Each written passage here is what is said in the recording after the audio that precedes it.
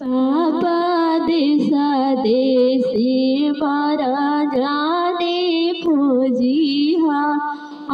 चाचा दिशा पैसे बरा जाने खोजिहा पापा बेटी की करिया जाने बिया कैसे की बेटी रही पापा चाचा बेटी की करिया जाने बिया कैसे की बेटी रही पापा सुन रे बरवा जाने रौरा खोज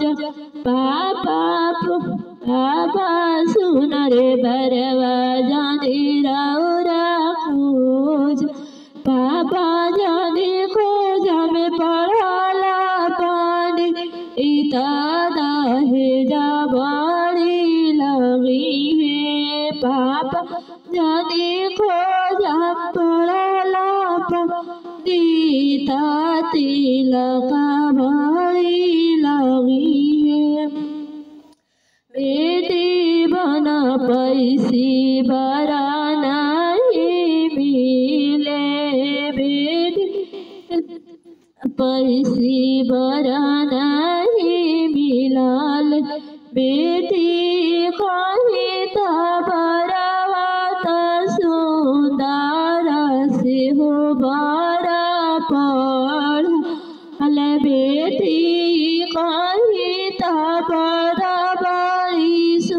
उधर से हो रे बड़ा पढ़ा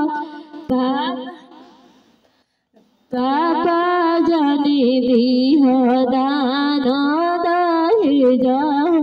पापा जाने करिया बेटी की बिया कैसे की बेटी रही बेटी बिना बनावाला रुपया बेटी बेची दे बुहारा द्वारा बेटी ना कुआरा रखब बेटी बेची दे बुहारा द्वारा बेटी नहीं कुआरा रख चाचा दिशा पैसी पढ़ल भैया दिशा पैसी बड़ा जाने खोजी भैया बहिनी की करिया जाने बिया बहिना कैसे रही भैया बहिनी की करिया जाने बिया बहिना कैसे रही